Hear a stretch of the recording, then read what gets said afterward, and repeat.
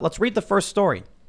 Texas is running out of food as weather crisis disrupts supply chain. Texans running low on food are finding empty grocery store shelves. Food pantries are running out of supplies, and the freeze has wiped out substantial portions of the state's citrus and vegetable crops. This is from Texas Tribune. They say, the state's week of weather hell started with a 133-car pileup outside of Fort Worth. A winter storm unlike any Texas has ever seen quickly followed, and 7 days later, millions are without power and reliable water. They go on to mention, here's a quote. It was out of some are storing their remaining rations in coolers outside, and trips to the grocery store often do little to replenish pantries, saying, quote, it was out of meat, eggs, and almost all milk before I left. Crystal Porter, an Austin resident, said about her local Target, which she visited Monday. Lines were wrapped around the store when we arrived. Shelves were almost fully cleared for potatoes, meat, eggs, and some dairy. 2 days later, one of Porter's neighbors went to that same Target, and the store was completely out of food, with no sign of additional shipments arriving or employees restocking shelves. Now, this is where emergencies get scary. You know, we've had stories like this in the past. There was one story about an algal bloom in Ohio, I think it was. And within an hour of the news breaking, all bottled water was gone.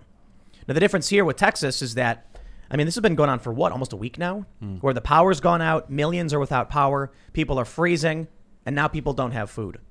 So I guess I'm curious, Dan, because, you're the energy guy.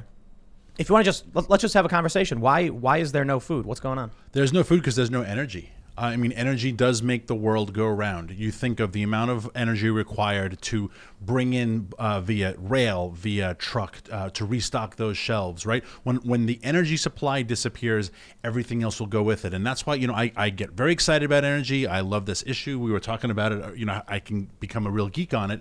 But it literally is the foundation of all of our life. We're all here because we were able to get here somehow through energy, right? We were able to get in our cars if you took public transportation, which I know none of us, I definitely didn't, right? But people who are listening to us right now, people who are watching us right now, electricity. From the very first thing you did this morning, think about it, at least for me, the very first thing I did was turn off my iPhone alarm. Yep. Energy. The last thing I will do, and when I set my alarm to make sure it's on, even though it's supposed to repeat, I always check, I will turn off the light. Energy. Let's get a little bit more specific. They mentioned that food crops are failing. Well, that's simply a lack of energy. It's not the same kind of energy we're talking about when we're talking about fuels for vehicles, but cold weather is essentially energy levels going down. Now their food is failing. But also I think outside, so we'll definitely talk about the energy issue because I think that's important because everyone wants to know what's going on with the electricity. Yeah. But it was ultimately, in a lot of ways, there was governmental failure here. I mean, they didn't prepare properly for how to deal with winter weather. And there are some jurisdictions bordering Texas where you can actually see. It's in Arkansas, I think they have this image where you can see the roads are plowed, and then in Texas, it's just snow all over the streets. Yeah, and that's the problem of government, right? It doesn't always work. I'm not a fan of government. I'm not an anarchist, but I have deep skepticism of government. I dislike government. I don't trust government at all levels. So that is clearly a huge government failure, right? And the problem is we turn over so many of these things, our kids' education. We turn over entire swaths of our society because we assume government's going to be in charge of it. And then when government fails at their job, we say, well, now to whom do I turn? You know who's not getting made fun of today? All those preppers. Yeah. Right? All those people who are I've hoarding been saying, food. I see, and you brought it up, not me.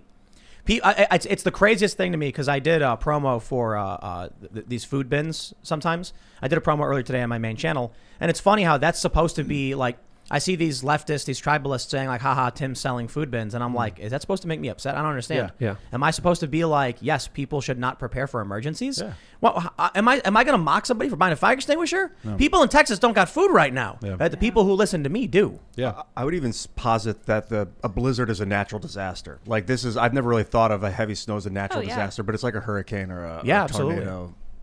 It's just completely devastating. Sometimes how many people died? Flooding. You said 40. Some people have already died. Yeah, last I saw, I think the number was 41. 37. Yeah. So yeah, to say the government's not prepared is definitely an understatement here. And what you were talking about here is, of course, Arkansas and Texas. There's a viral photo going around of the same road, and right on the border, you see in Arkansas the roads plowed. In Texas, snow everywhere, and this is in part why a lot of trucks are not able to go to the supermarket. You have to understand, major cities are extremely vulnerable because if the roads shut down, your food's not going to be getting to you, to your community, especially in very congested areas. Texas did not invest in snowplows.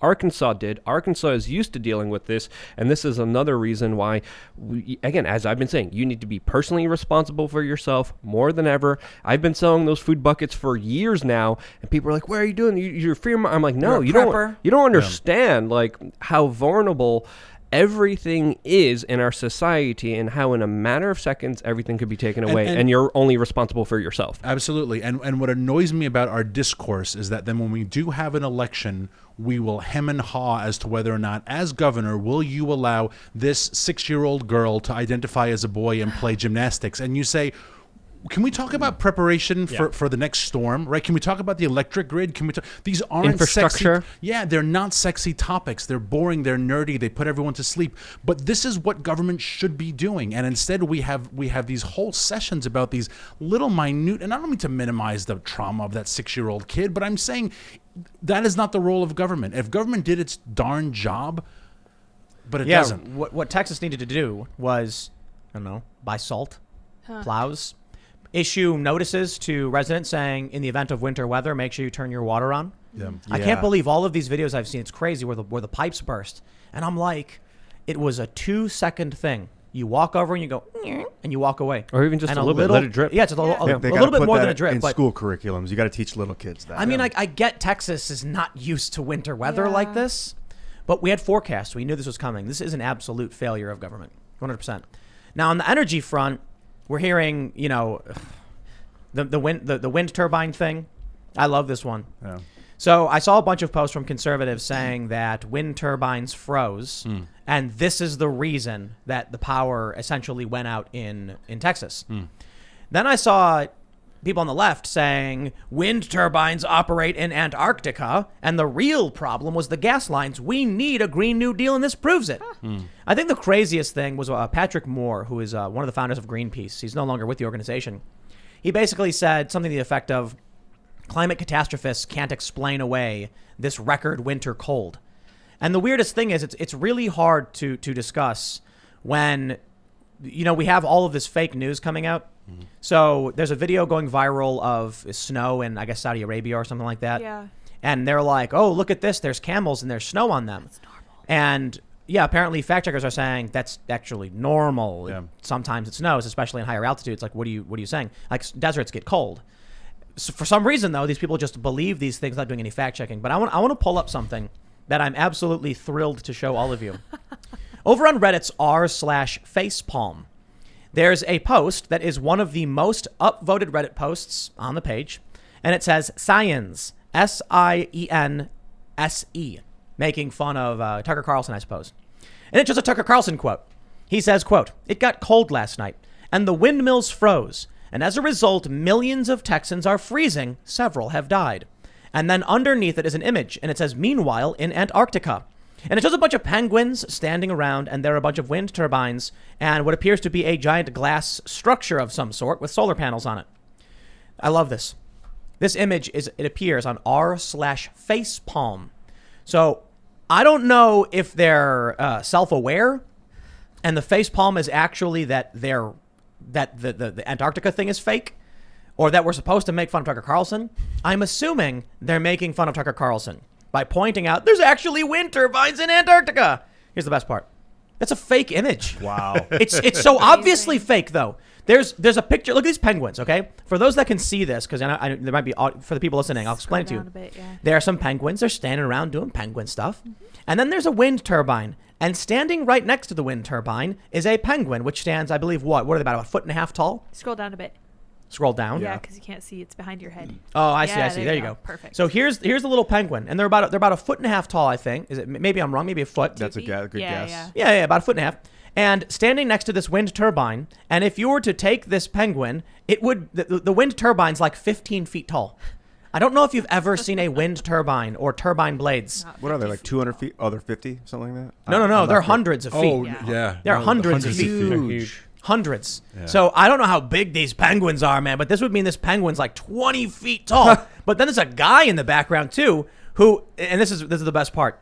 The guy is standing next to penguins, and these penguins are half as tall as he is. So these are like 2.5, 3 foot tall penguins. Maybe look, I'm not a penguin scientist, okay? Maybe it's a GMO Monsanto penguin. Oh, yeah. Maybe that's it. Yeah. Was I supposed to brush up on my penguin knowledge Yeah. before Sorry, this? So hold on, let me go further. So I did a simple image search. It was not hard to do. The image comes from some Italian architecture design event where they had an exhibit, and yes, someone was conceptualizing a plan for green energy in Antarctica. The image is not real. You need only Google search it and see it's a wallpaper that you can buy. You know what I did? I took the image, loaded it into Google image search, and this popped up. They're sharing a fake image to mock Tucker Carlson, and they're saying facepalm as if Tucker is the one who was wrong. Yeah. Now, I did read a lot of what Tucker said, and Tucker was, I think he should have been more clear about what was causing the failure. But the point he was making is that these renewable energies are unreliable, and he's correct. Thanks for checking out this clip from the Timcast IRL podcast. If you want to see the full show, come back to this channel, youtube.com/TimcastIRL, Monday through Friday at 8 p.m., where you can leave comments and super chat, and we actually will read your comments on the show. Don't forget to like, share, subscribe, and if you want exclusive members-only content, segments you can't get anywhere else, go to timcast.com, become a member, and we even have full bonus episodes. Thanks for hanging out, and we'll see you all next time.